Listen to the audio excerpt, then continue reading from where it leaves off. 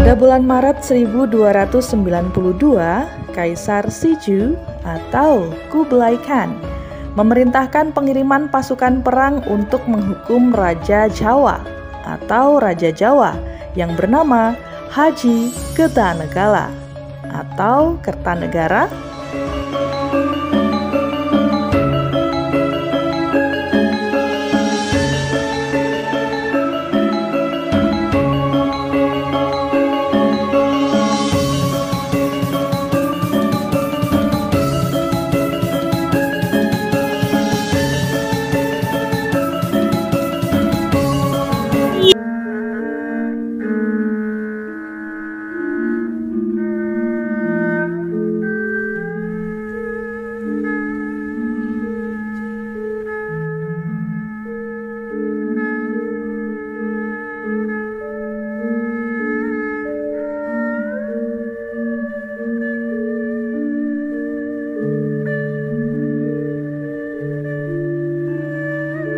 Hai pemirsa semuanya, selamat datang kembali di channel resmi Duta Film Kediri. Pada konten sejarah, biasakan untuk menonton video sampai selesai agar tidak muncul kesalahpahaman. Sejarah merupakan peristiwa atau kejadian yang terjadi pada masa lampau yang dipelajari dan diselidiki kebenarannya untuk menjadi acuan serta pedoman kehidupan di masa mendatang. Terutama tanah Jawa, yang tentunya tidak lepas dari legenda dan cerita-cerita sejarah Nusantara ya.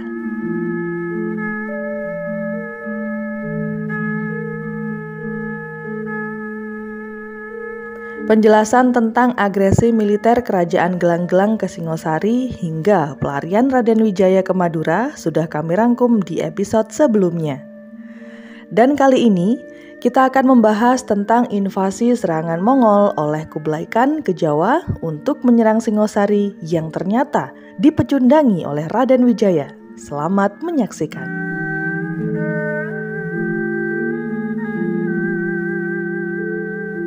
Dulunya, Kerajaan Majapahit di Jawa Timur digadang-gadang sebagai kerajaan raksasa dan terbesar yang pernah ada di Nusantara.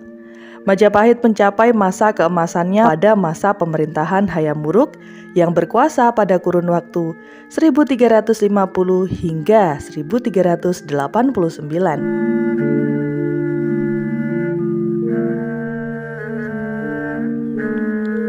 Kekuasaannya bukan saja hampir di seluruh Nusantara, namun juga di Asia Selatan, bahkan sampai ke Madagaskar di Afrika Timur.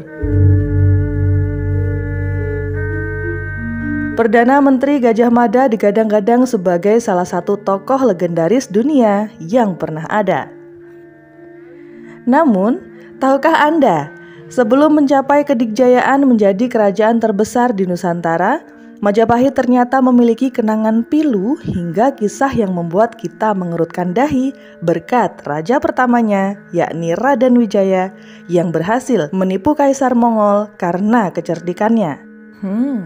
Ternyata Kublai Khan juga pernah dipecundangi oleh Raden Wijaya ya. Pada saat itu yang menjadi Raja Singasari adalah Kertanegara. Sebagai tanda takluk kepada Mongol, Kublai Khan mengirimkan utusannya ke Singosari untuk menarik upeti. Sudah 4 kali Kublai Khan mengirim utusannya itu ke Singasari, namun ditolak oleh Raja Singasari. Bahkan pada kedatangan yang terakhir, bukannya menolak lagi, tapi Kertanegara bahkan menganiaya utusan Kublai Khan dan hal tersebut lantas membuat Kublai Khan marah. Di kesempatan berikutnya, Kublai Khan lantas mengirimkan ribuan tentaranya ke Pulau Jawa berniat untuk menggempur Singasari. Namun setelah pasukan Mongol itu tiba di Jawa, Kertanegara ternyata sudah tewas terbunuh. Kala itu Kertanegara tewas akibat serangan dari Kerajaan Gelang-Gelang yang merupakan kerajaan bawahannya sendiri, hingga membuat Raden Wijaya melarikan diri sampai ke Madura. Bertepatan dengan momen tersebut, Kaisar Mongol yang belum puas dengan wilayah kekuasaannya saat itu masih ingin menginvasi Indonesia. Tak tanggung-tanggung, Raden Wijaya yang cerdik memanfaatkan kesempatan ini untuk menghasut pasukan Tatar demi melancarkan aksinya membalaskan dendamnya terhadap kerajaan Gelang-Gelang. Berikut adalah kronologi serangan tentara Tatar ke Jawa pada tahun 1293 yang bersumber dari catatan naskah Yuanxi. Pada bulan Maret 1292, Kaisar Siju atau Kublai Khan memerintahkan pengiriman pasukan perang untuk menghukum Raja Jawa atau Raja Jawa yang bernama Haji Kertanegara atau Kertanegara yang telah melukai utusan dinasti Yuan bernama Mengki.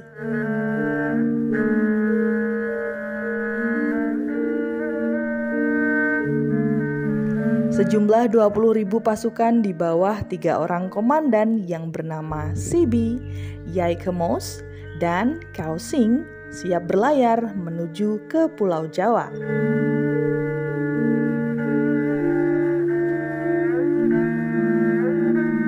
Berselang 10 bulan, tepatnya pada bulan Januari 1293, pasukan besar tentara Yuan atau Tatar yang telah siap lantas bergerak menuju pelabuhan Guangzhou dan kemudian berlayar menuju ke Pulau Jawa. Setibanya pasukan Yuan di Pulau Belitung atau dapat mereka sebut Koulansan pada bulan Februari 1293. Di pulau ini, para pimpinan pasukan menyusun siasat dan menebang pohon untuk dijadikan perahu-perahu kecil.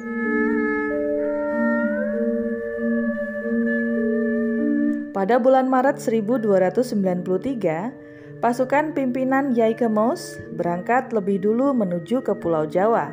Tujuannya untuk menyampaikan surat kepada Raja Kertanegara, sedangkan pasukan utama berlayar menuju Pulau Karimun.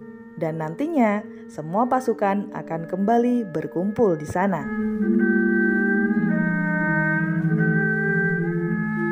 Dalam perjalanan menuju ke Pulau Jawa, Yaikemos mendapatkan informasi bahwa Kertanegara telah terbunuh dan Tumapel jatuh ke tangan Raja Negeri Gelang-Gelang.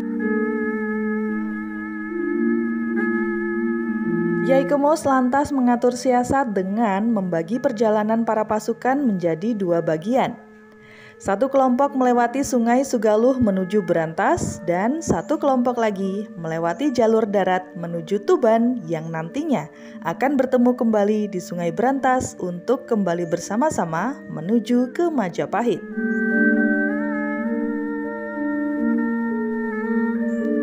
Pasukan Tatar mendapat laporan tentang situasi politik di Jawa yang sedang semrawut. Raden Wijaya sebagai menantu Kertanegara belum berhasil melawan Jayakatwang dan harus menyingkir ke Majapahit.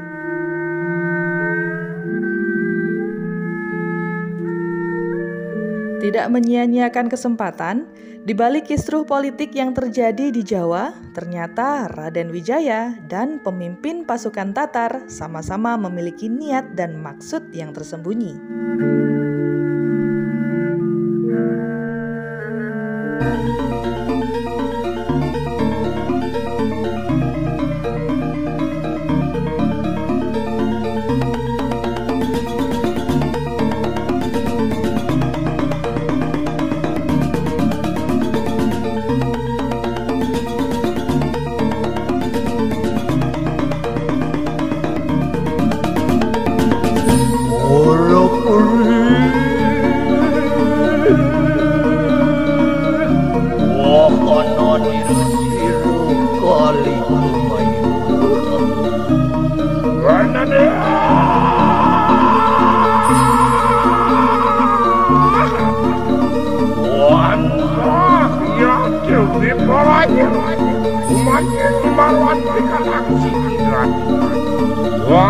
Kanang kue king palu wan sila yang menari.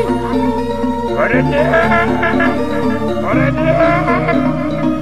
lampah sirup.